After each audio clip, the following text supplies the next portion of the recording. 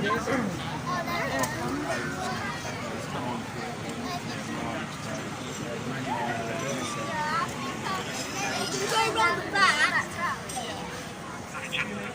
because they're going to go round the back and then come back here. Yeah. Oh, they're taking it now.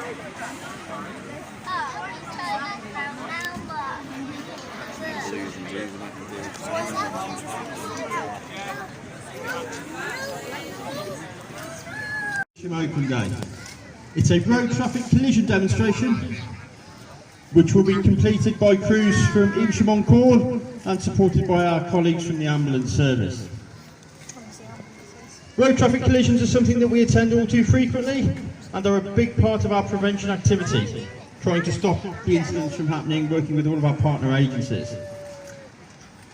When the crews get here, you'll see them carry out a number of different tasks, a number of different activities. They'll be liaising with the ambulance service, they'll be establishing which of the casualties is more of a priority, they'll be putting a plan in place to prevent things from getting any worse. And we always try and have a number of options available to us, so if things do change, we can react quite quickly. For any incident where people are trapped, we'd always send a minimum of 2 appliances, which would give us the opportunity to work on separate vehicles and have a casualty-centred approach. Fire crews coming in now.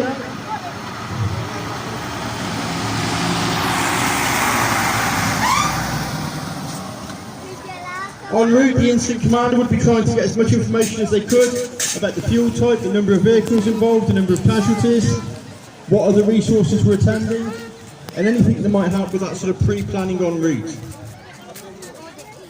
Once in attendance, the overriding concern and principle is scene safety. The incident commander will complete a complete walk round, looking for anything under the car, any casualties that might be ejected or thrown out of the vehicle, gathering as much information as they can prior to briefing their crew. All of our firefighters are trained to a really high level in trauma care, so we're able to treat casualties very, very quickly and effectively prior to the arrival of the ambulance service. Crews you'll see in the corner there setting up a dump. So we'll get all of the RTC equipment that we might need off the fire engine, and we'll put it all in one place. So when we need it quickly, we know where it is, and then once we've used it, we'll return it back to that location. RTCs are often very noisy, very chaotic, very confusing scenes. And all too often, unfortunately, we're dealing with serious injuries. The officer in charge, when they brief their crew, let them know exactly what they want them to achieve and how they want them to do so.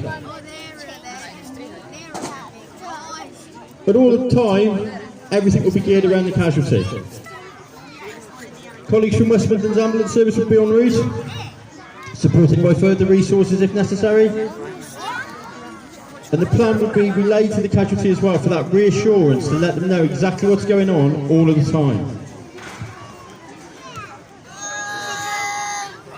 So listening to the incident commander there, it sounds like he's got a couple of options. I think for the first casualty in the silver car, we're looking at a foot entrapment. Very common type of injury. On impact, when you brace down, your feet will get trapped between the pedals.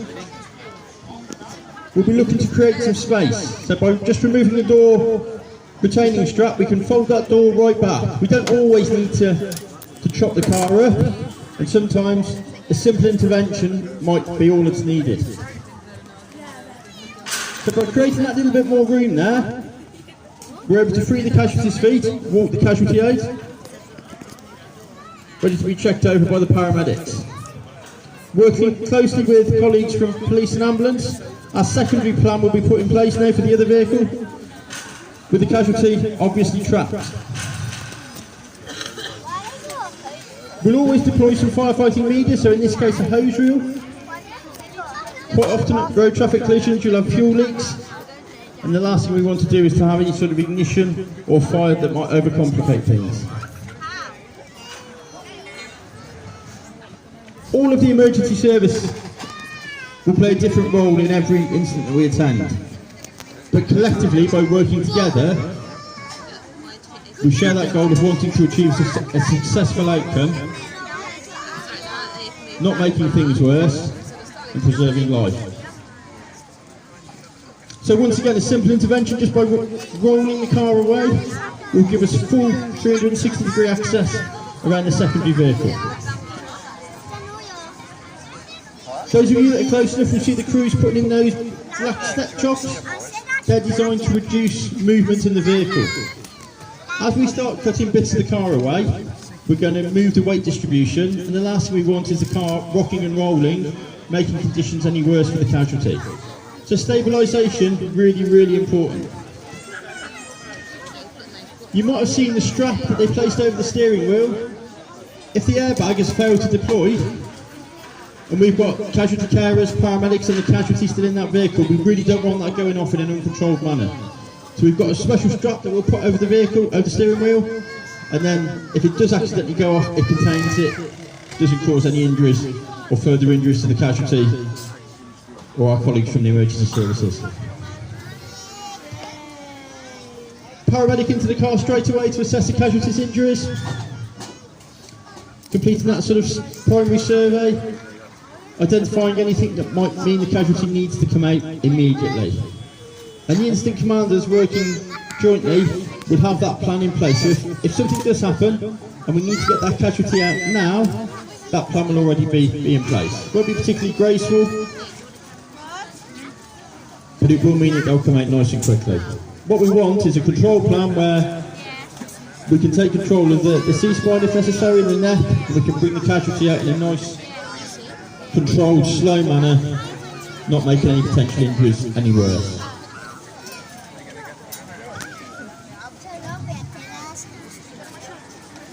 Really important at any incident we go to is that joint working between the blue light services. Very, very few jobs we can solve on our own, but by working together, we'll bring much more to the incident, which we'll experience, and hopefully a successful conclusion. The crews are now starting to manage the glass. The last thing we want is glass being broken in an uncontrolled way.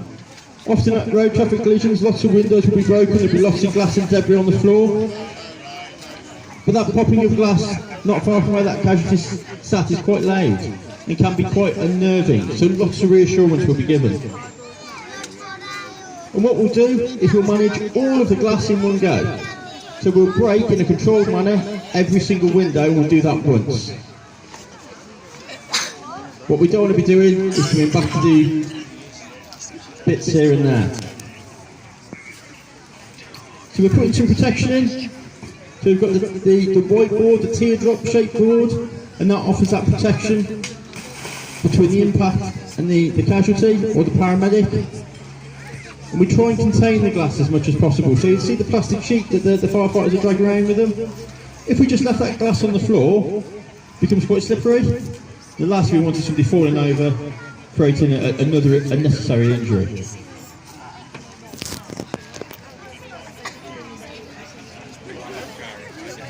So the plan being formulated, I think, is going to be a foot roof removal. Normally we'd have two appliances, so we'd have another crew and another set of equipment. But very often we'll have one appliance in attendance first and the other one en route. So the crew that are there first will continue with the plan and brief oncoming resources as and when they get there. So the boot's taken off, reduces the weight massively. You think the firefighters are going to lift that roof off and move it away from the casualty? By reducing the weight, makes it a lot safer and a lot easier. They'll also be exposing anything within the vehicle, any wires, any airbags, any seat tensioners, anything that we don't want to cut through with the cutting gear. So they'll pull the plastic trim off, they'll have a look, they'll make sure it's safe, and then they'll score on the outside of the vehicle where they're going to cut. What that means is we're not going to have any nasty surprises cutting through anything that we shouldn't be cutting through.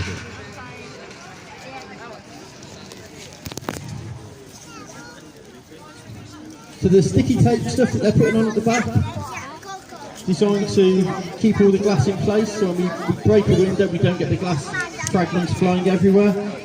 Just holds it nicely in place.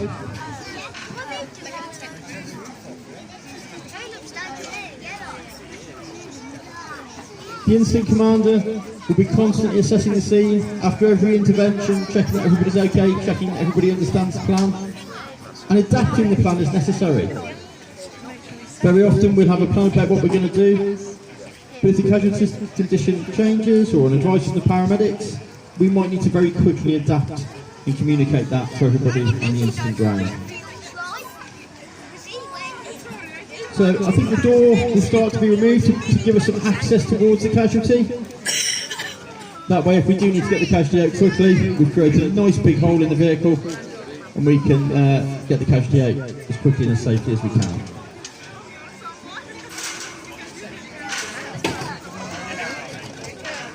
That twisting of metal, cutting of glass and breaking of glass when you're sat in that vehicle is really quite loud. Even with the really good cutters that we've got, the battery powered cutters, that tearing of the metal can be quite unsettling. So a big part of the job is very much around reassurance.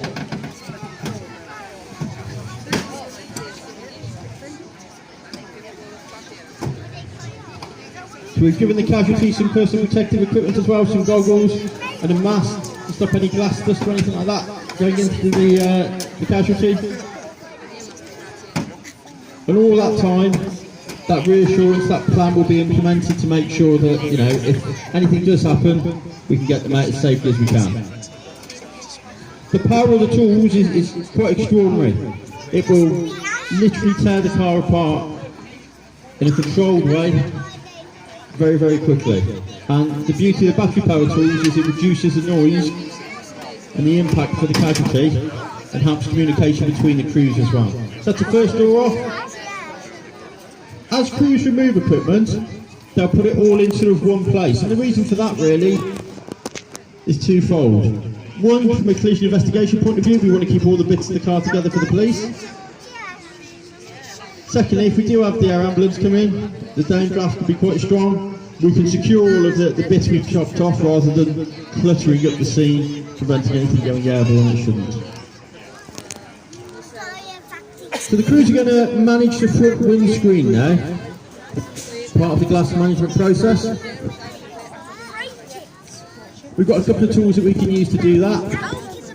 The Glassmaster saw, which they've got there, they'll hit the windscreen as hard as they can, put a hole in it, and then they'll use a saw to cut back through on both sides.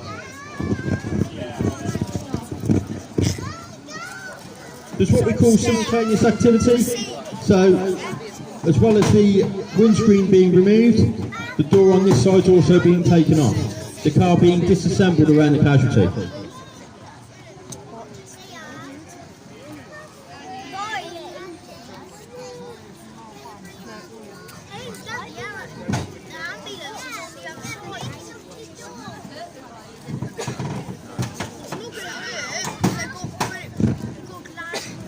The second door is now removed.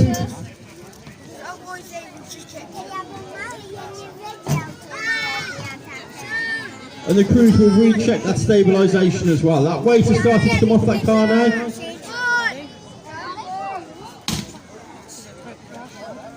The water that's being applied is to keep the glass dust down. And you'll see the firefighters are all wearing dust masks with their visors and eye protection down as well. Very quickly through one side of the windscreen.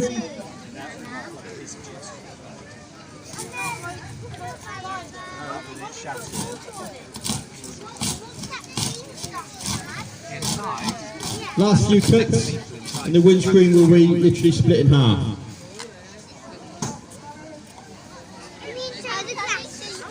So the next part will be to remove the remaining doors and to start making the cuts they're going to do in order to take the roof off the vehicle.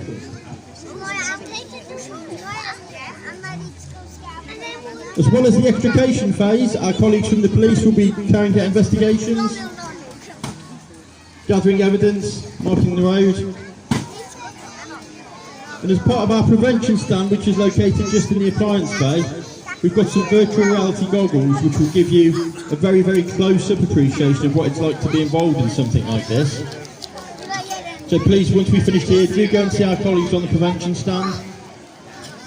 Do have a go at those VR goggles. It certainly does bring what you see here very much to life as a person within the vehicle.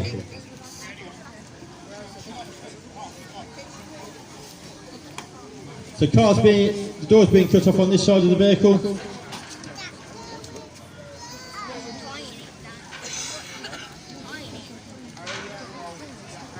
Officer in charge making sure that everybody's in a safe position.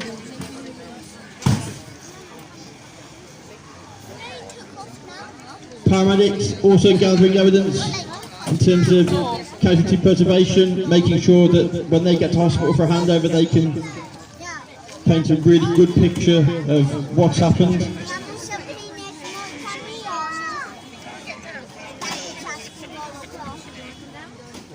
So by using the saw on the other side of the vehicle and the spreaders and cutters on this side,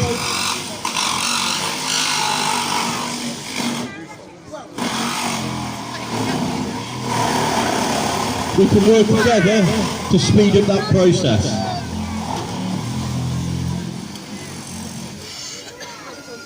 See the difference in noise between the battery powered spreaders that the firefighter are using on this side and the saw? Much louder, but equally as effective.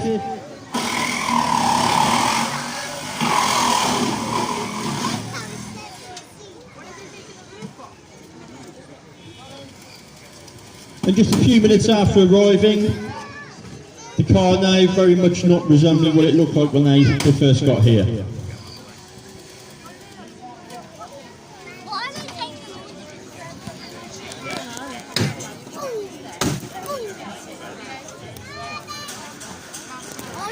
All the doors off now, cuts within certain pillars of the vehicle, and that stabilisation being reassessed.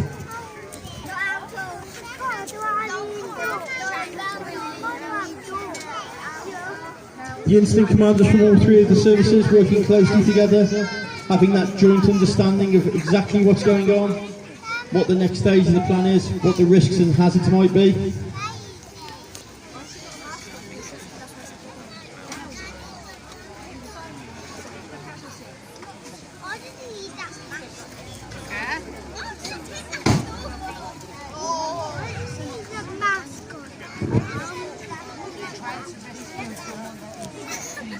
So casualty being reassured at all times exactly what's happening, what cuts are being made and why they're being made.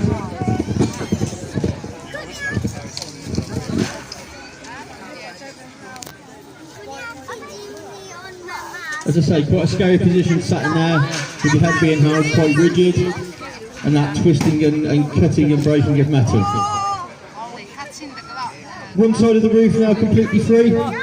The crews will be checking to make sure that there's no seat belts or wires or anything like that they've not cut, because the last thing we want to do is to get into a position where we lift the roof and there's something that we've not seen. The final cut will be made next to the casualty and all of the firefighters will brace the way to the roof before it's removed. Once removed, obviously the edges where we cut will be really quite sharp and dangerous. We'll make sure that we're covering those over, once again reducing the risk of injury to the casualty and our colleagues.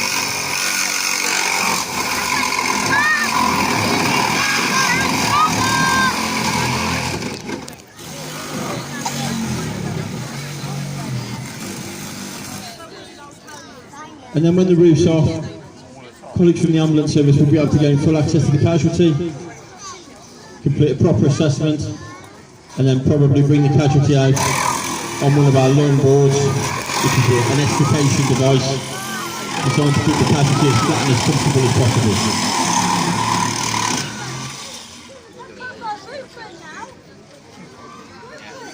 So all that rubber trim that the firefighters are removing there, that can foul in the cutting gear, so we'll get rid of that as well as all of the other bits of plastic and everything that might come off. Last couple of cuts I think to be made now.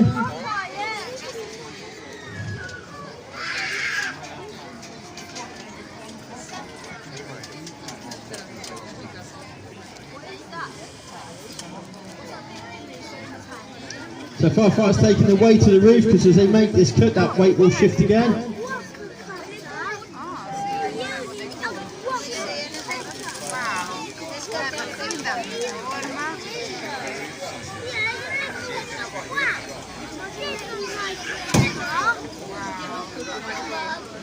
Whilst important for our incident commanders to be stood back, getting an overview of the scene, sometimes they might need to get some hands on, lift the roof off, and then once again they'll take that step back, liaising with their colleagues to make sure that everybody knows what the next stage of the plan is. Final cut now being made.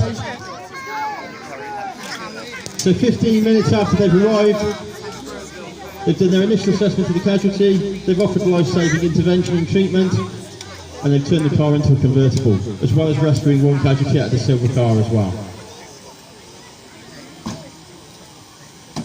Sometimes, depending on the nature of the injury and the type of road traffic collision we've attended, the extrication can take considerably longer.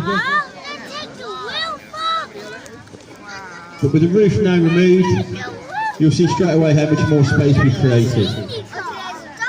The crews now will place sharp protection kits over the sharp edges, reducing the risk of anybody, as I say, being hurt any further.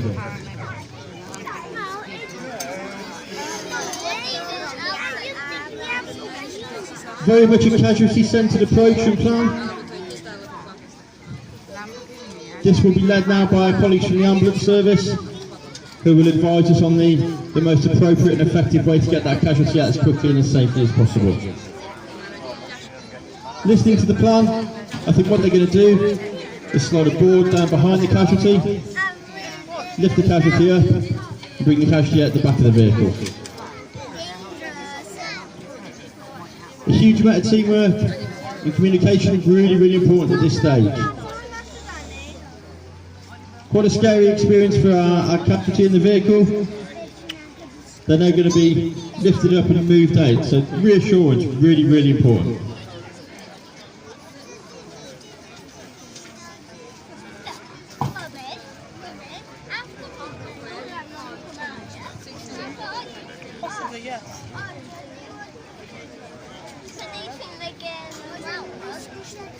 So paramedics now leading that brief, so all of the crews know exactly what they're going to do, how they're going to do it, and who's going to do what. What we don't want is any confusion at this point, any misunderstanding. Everybody knows what role they're going to play.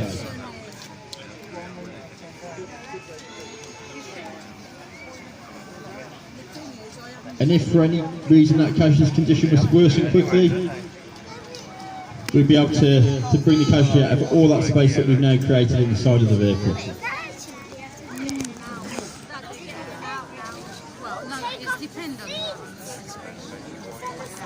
So quite a claustrophobic experience as well. You see the amount of people crowding around that casualty. It looks quite busy, but everybody's got a really important role to play. So a board will be slid down the back of the casualty. Those teardrops, those large bits of plastic we were using earlier on to offer the protection from the casualty, they're going to act as a barrier to enable us to slide that board as seamlessly as we can down the back of the casualty in the seat. Casualty seat will be rolled back slightly, and along board the extrication device will be slid down.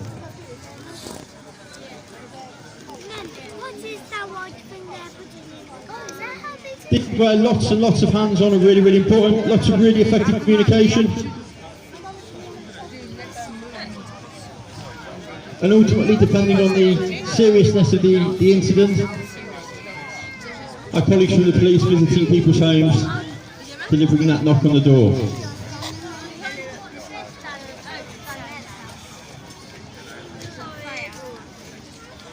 All the time while the extrication plan is being put in place, the casualty will be continuously assessed, making sure that nothing has changed, making sure that we don't have to do something now to get that person out of the vehicle. So the guidance to the paramedic, the casualty will be slid up the board and removed from the vehicle. Nice and controlled, no need to rush at this stage, the last thing we want to do is to make it any worse.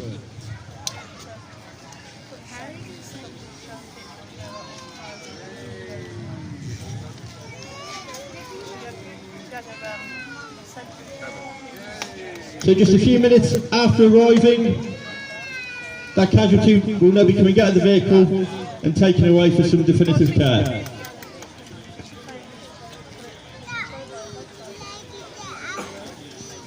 Somebody in control of the head at all times, and that role will swap depending on where the casualty is on the board.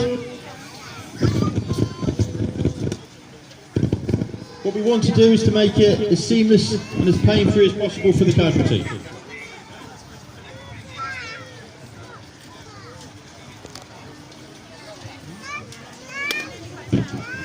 So the casualty now will be slid up the board, the head and neck secured.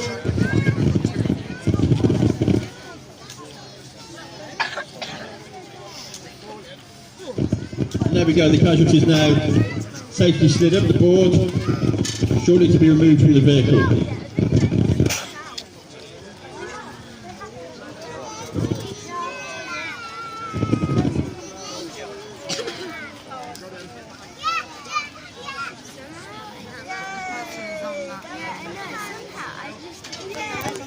Just the final movement away from the vehicle now. Want to get nice and controlled. Lots of people gathering around the casualty. Lots of hands on. We certainly don't want to be dropping anybody at this point. And there we have it, our casualty safely rescued from the car. A big round of applause please for our casualty, our colleagues community on call, ambulance and police. Please do visit our prevention stand inside the appliance bay where you'll find lots of information on road safety and the virtual reality goggles to have a go with as well. Please do continue to enjoy all of the things that we have on offer today, and our next demonstration will be taking place in around about half an hour, 40 minutes time back in this location. Thank you.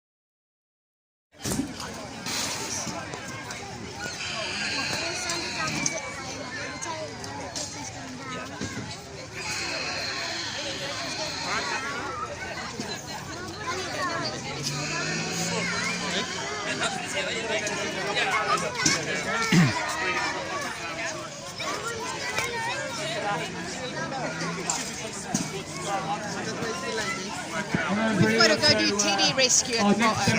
We've got to go do TD rescue at the bottom. This will be conducted by our animal rescue specialist team over at Evesham. Down in the pit there we've got a big horse, not a real horse, a rubber horse, and we'll be extricating that and showing you what we do for live animal rescue. So about 5-10 minutes. About 5-10 minutes, and then the personal crew will show you how we conduct our animal rescue. Thank you.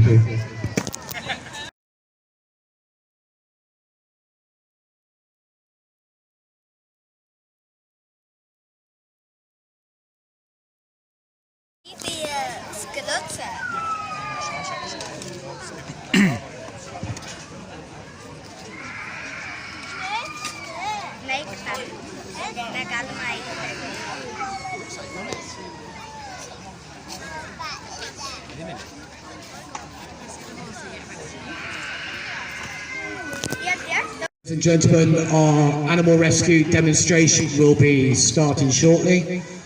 Not only do we attend fires within the fire and rescue service, hazardous material exercises, RTCs, part of our role within the local community is to rescue animals as well. So within Hereford and Worcester we have two large animal rescue teams. The one for Worcestershire is based in Pershore, and the one for Herefordshire is based in Bromyard. These people, they go away for a week to an external provider where they'll get trained in a variety of animal rescue techniques. This will involve horses, cattle, pigs and sheep are the main four that we attend. We also have what's called a team leader, and they'll go away for an extra course which will involve further training in more exotic animals, be them llamas, etc. So that's our 2 animal rescue teams.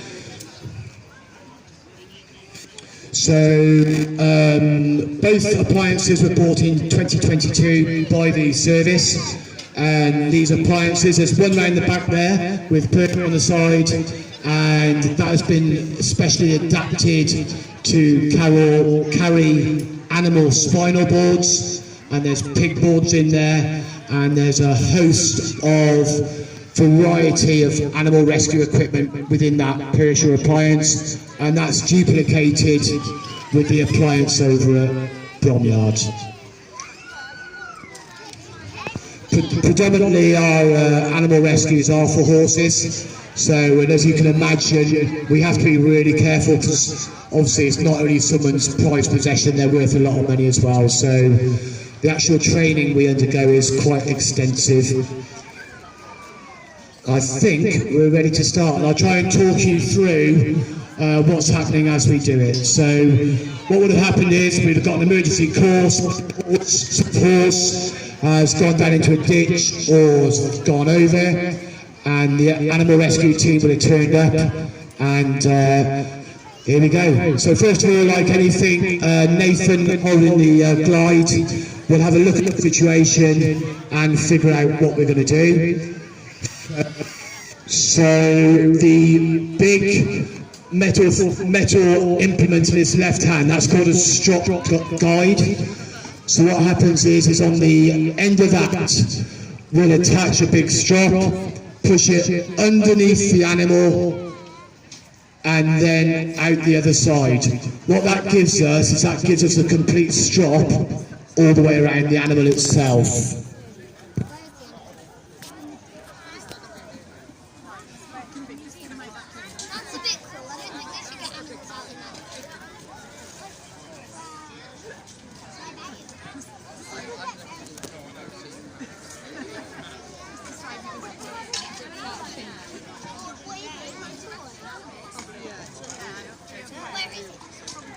Okay, so we've passed the strops around the animal itself. What we usually do in this situation is very often the farmer would provide a Manitou or a tractor, and then we'd put the strops onto a lifting device and would actually physically lift the animal up. Obviously today you can see we haven't got any friendly farmers with Manitous, so we're going to use this big white board. A big white board will slot underneath the animal, just really like a spinal board for a person in a RTC. We'll attach a horse to the spinal board, and then the horse will be pulled out of the pit on the spinal board itself. So Nathan's just getting all the strops around the horse, and we'll all wait for the horse to suddenly appear out of the pit, I think.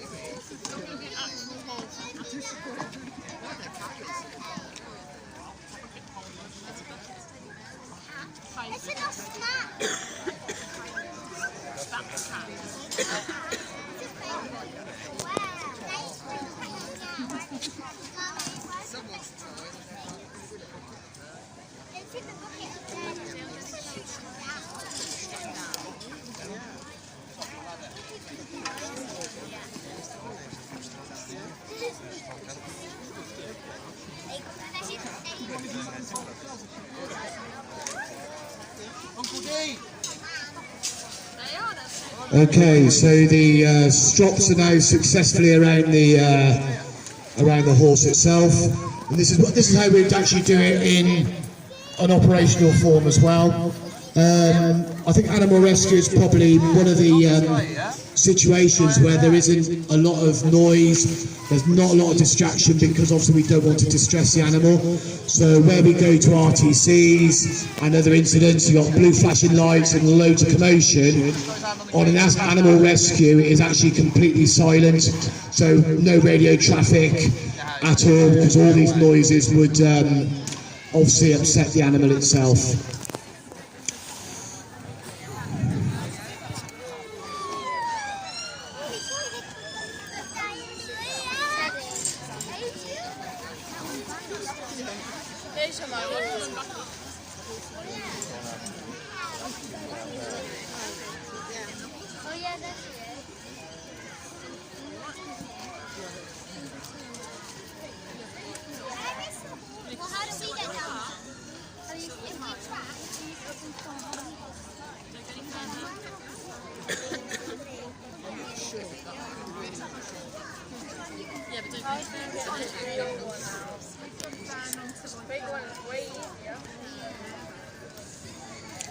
So when we're rescuing horses, horses are highly intelligent animals. Their senses are second to none, and we've got to bear that into consideration. When we rescue cattle, cattle is more of a herd animal, so a lot more docile, and they're a lot easier to handle. And sheep and pigs the same.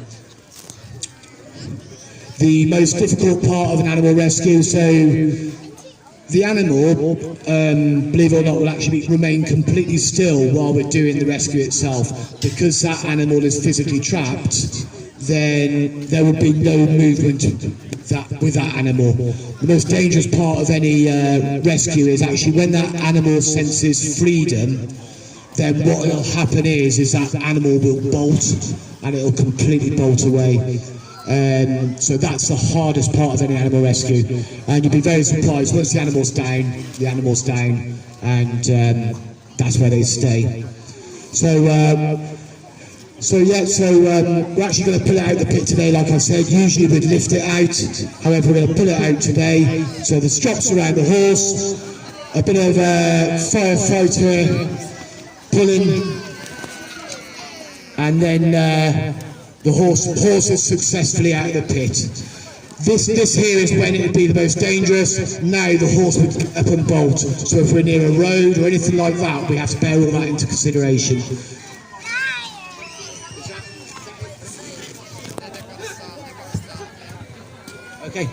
Okay, so they're just going to move it a little bit away from the ditch, and yeah, I think we'd like to thank the animal rescue team from Pershore. Put your hands together and well done. Thank you.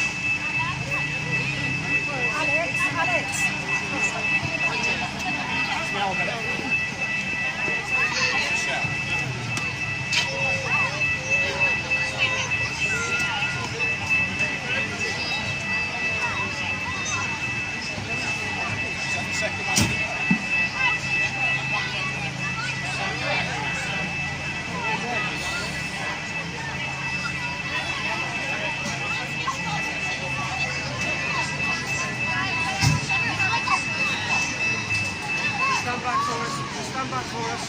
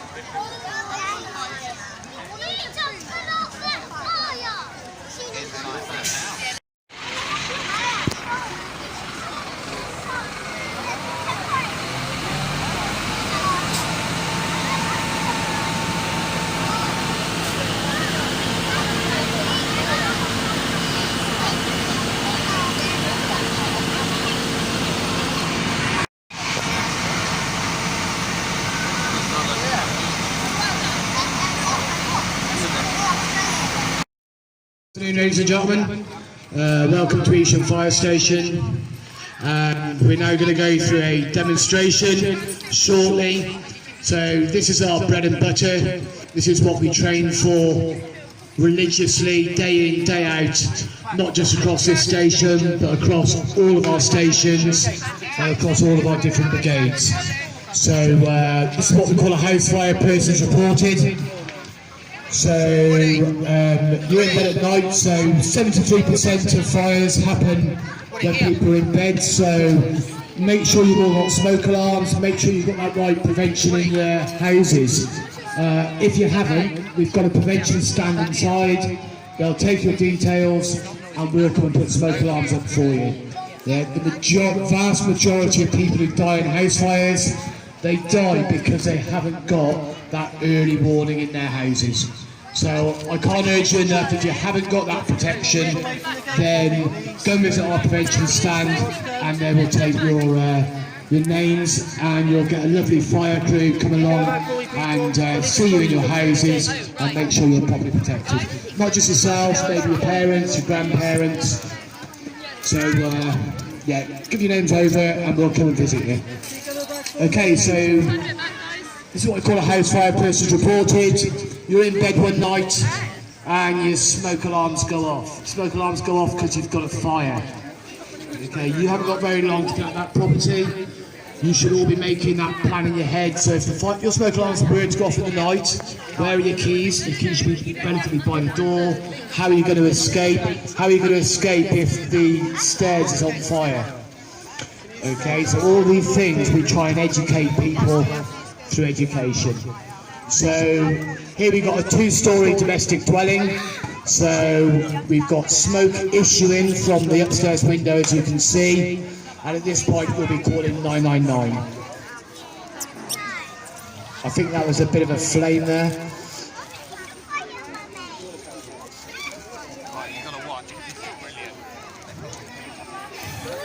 Okay, so you got some flames up there coming out of the window. You haven't got long to get out of your houses. If that's what's happening, you haven't got very long. You need to be prepared. And again, as previously stated, the majority of fire deaths are through people who haven't got smoke alarms.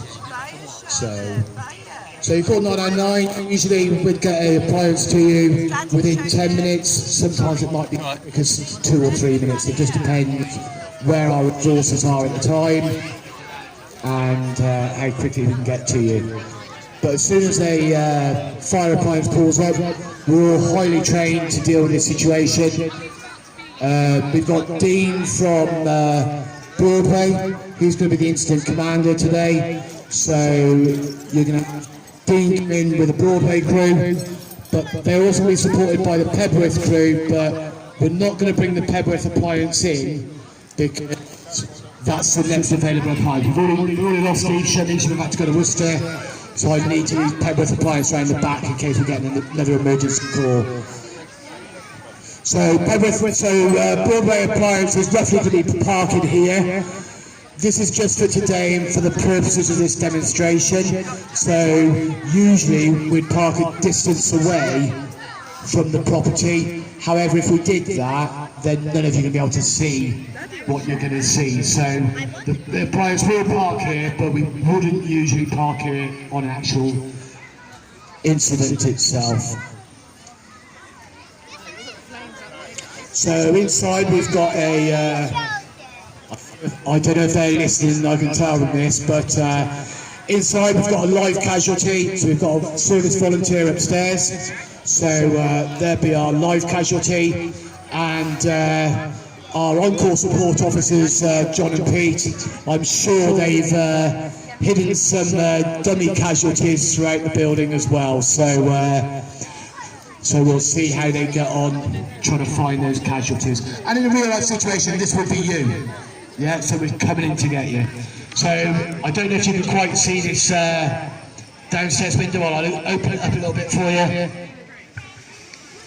So obviously we've got flames and everything coming out from here as well.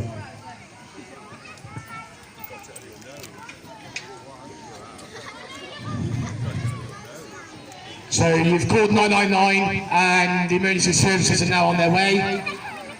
So luckily we're living in Broadway today, so you're getting the lovely crew from Broadway.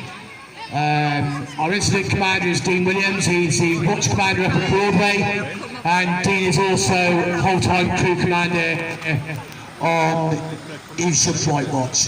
So he'll be taking charge today. He will already detail a route of what to do. So you'll see Dean go off. You'll notice Dean, because Dean's the one with the high-vis jacket on, incident commander. Dean's job will be to do a 360-degree recce of the building. So he'll be looking with a thermal imaging camera, which you can see in his hand. That'll tell him where the fire is. Okay, he's also going to try and make contact if there's anybody out and about. He'll try and make contact to ascertain how many people's in the building and where they are in the building. In the meantime, we've got somebody getting a hose already. You can see Gary's the driver, so Gary's just going to the back of the pump. He'll make sure that the right amount of water is being delivered to the fire ground. And get off any other equipment they need. So Dean would have had a good look around the property now. He would have spoke to anybody to see how many people are in the property. He's been told that there's at least 1, possibly up to 3 casualties. So now you can see our 2 people in breathing apparatus. So Dean will brief those 2 people with the information he's gathered. So where the fire is, so we know exactly where the fire is, and we know where the people are in the building as well. They will now go under air. They're wearing our new MSA sets, so we're swapping to MSA sets. And under heavy work, those breathing apparatus sets will last for approximately 25 to 30 minutes. So that's the kind of duration they've got before they're out of air. They're going through a entry control board, so just the other side of them, there's a digital entry control board, so we can monitor how much air they have, where they are, if they're in trouble, all the way through the whole drill. So you can see these two people now are getting under there. They will check each other to make sure that there's nothing, no skin showing.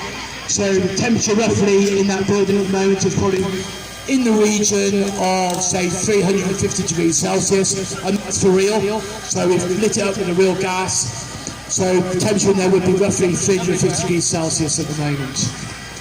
So once the two PA are happy, Dean will have another look to make sure that the fire hasn't spread. Okay, and he's already briefed that crew to go in and rescue anybody who's in the property there. As soon as they're in, then we'll have the crew from Pebworth turn up. As previously explained, we're not going to use their appliance today because it's the next appliance that is available, so they need to be ready to go. So if you hear a lot of noise, then Pebworth will have to disappear. However, Will is the watch commander, Will's the gracious watch commander over at Pebworth. Been in the fire service for many years, with a white helmet over to my left, and he's also whole time over at Bromsgrove as well. We'll come in with his crew, and then we'll speak to Dean, see exactly what we need to get those people out. Life #1 priority. And then Will deploy his team according to what Dean wants. So we have to be a little bit intuitive here, so imagine there's a second truck pulled up. It's an invisible truck, but they're here. So we'll speak to Dean, they'll get a handover, so now both incident commanders know what's going on. So, as I said, we've got fire on the lower floor and fire on the upper floor. So I would imagine that Dean would deploy his firefighters to the ground floor to try and extinguish that fire. And I would imagine that what will be tasked with is to task his firefighters to go to the first floor to evacuate any casualties there. So you can see the two firefighters from Broadway, they're spraying the door. The purpose of that is to check the heat and check if there's any possible backdraft coming there. So one firefighter will kneel down, slightly open the door ajar, and then the other firefighter will look in. Obviously there we're looking for backdraft and different fire scenarios. So if we just open that door and there's a vacuum behind that door, it's just going to completely blast out. So the two firefighters in Broadway have made entry. There's a fire in the bottom left-hand side, so they're going to go and tackle that. We've got somebody feeding this hose reel, so we need to cut this hose reel around with us. So bear in mind those firefighters are not only wearing 18 kilograms of PA set on their back, they're also managing the hose reel, they've also got the thermal imaging camera, and now those two firefighters would technically bring out a casualty as well. And that's all while the building's quite a few hundred degrees Celsius in temperature there. So the two from Broadway have deployed. So Dean would have spoke to Will from Pebworth, and he'll want to deploy a second PA crew. So as you can see, a second hose reel is coming off of the appliance, and Will's crew from Pebworth will take that hose reel, and without looking at the, without speaking to them, I'd imagine that Will is now going to deploy his firefighters to the first floor.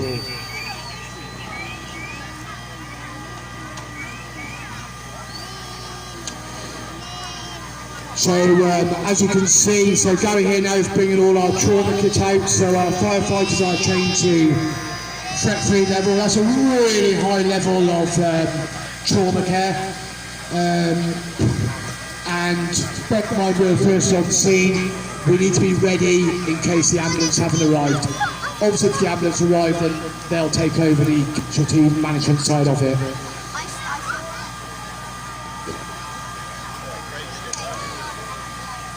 So we'll set up a casualty management area over there, that's what Gary's doing. We can supply oxygen to casualties, so we're fully trained in oxygen therapy. And everything else in burns control to tourniquets. That's really quite a high level of trauma care there. So we've already got the one crew in there, so the one crew in there. and they'll be searching the lower floor to see what we can find. And as you can see, the second team from Pebworth, they're just now going to deploy off the board, and they'll be deploying to the first floor to see if we've got any casualties up there as well.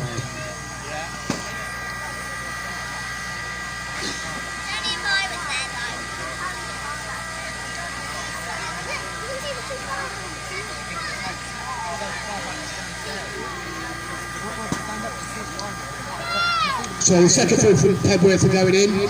So again, they're testing the hose reel. We need to make sure our water application is correct. We need to make sure that we've got the right cone. So when we're fighting fires, we fight it with different cone sizes and different droplets that go into the smoke layer. And what that does, it takes all the energy out of the fire. So that's why we're only using that short blast of spray. And that's all it takes to take that energy out of the fire. So the second crew are there.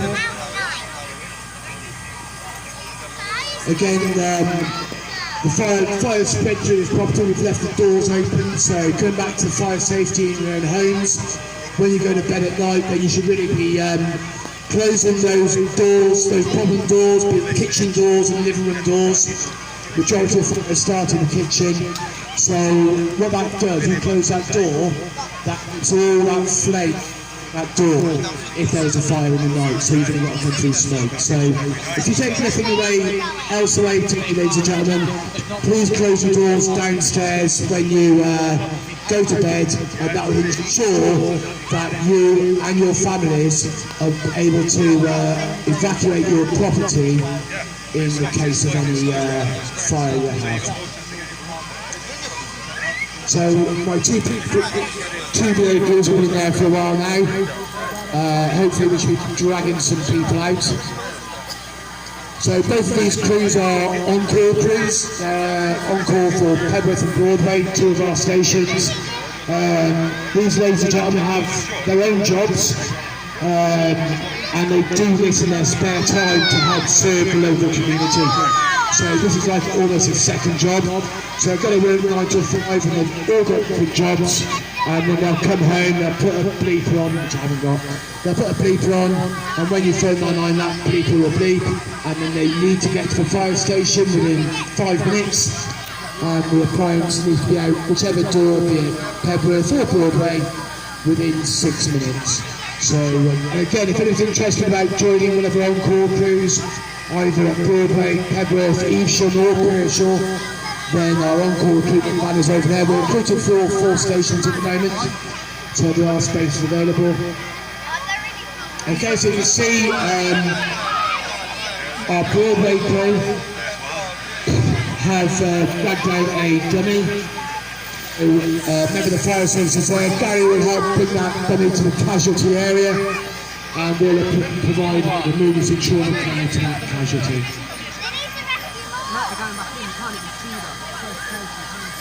So at the same time, the BA crews will be talking to Dean, our incident commander, and they'll be saying to him where they've searched, where they haven't searched, have they put the fire out, have they closed down the fire. So although Dean is outside, Dean will be fully aware of what the situation is inside the building as well. So,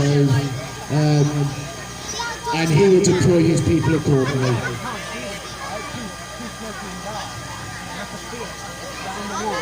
So for this kind of incident, if this was called in, a house fire person reported, then you'd get an immediate 3 appliances. So our nearest 3 appliances would be deployed to your location. And then in this situation, depending on the building, Dean will be first in charge like today. If Dean thinks that more resources are required, then Dean will make it immediately and then get the right resources here. Also on this type of incident, house fire person is reported, then an ambulance is dispatched immediately as well. So we get through to ambulance control. Ambulance will dispatch the ambulance immediately, and then another demon's come out. Wonderful, wonderful. Great job, they're doing. Another demon's come out. So, and they deploy the police as well to help with road closures.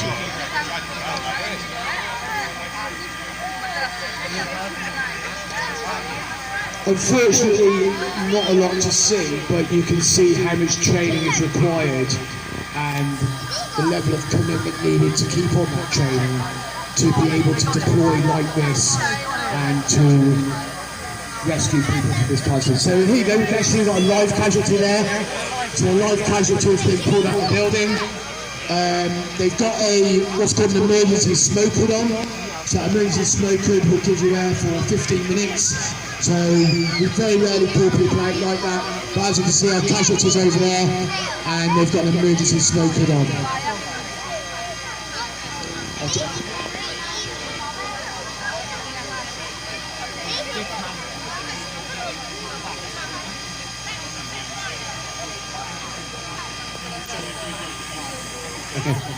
Okay, so we've had those two PA crews in probably about 8 minutes. They've fully searched both floors, both stories, every room, and we pulled 3 casualties out quite successfully there. What we do now, Dean will redeploy his firefighters and we'll do what's called tactical ventilation. So what we'll do now is he'll deploy his firefighters back into the building to open up the windows so that we can vent that property. Sometimes we use that technique actually aggressively, so we'll actually put a fan at the front door while the fire's inside, but that depends on the type of property and the type of fire. But yeah, there you go, you can see within 8 minutes we've deployed 2 PA crews, we've rescued 3 casualties, and we're also providing the trauma care, as you can see, to the high level our firefighters are trained in. So I'll just liaise with Dean. I think we're okay. So yeah, well done Dean from Broadway, well done Will from Pebworth. Thank you to the crews. Thank you to our volunteering. I think they all deserve a round of applause. Thank you very much.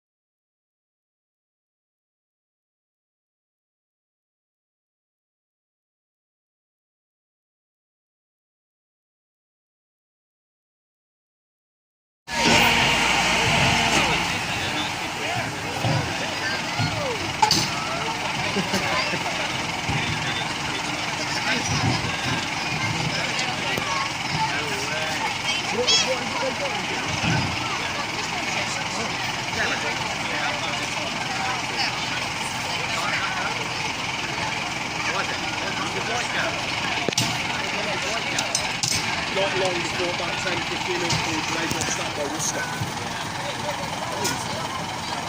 Oh yeah, it is. Looking for it. Oh, that's a big one. Oh, I want to go flag.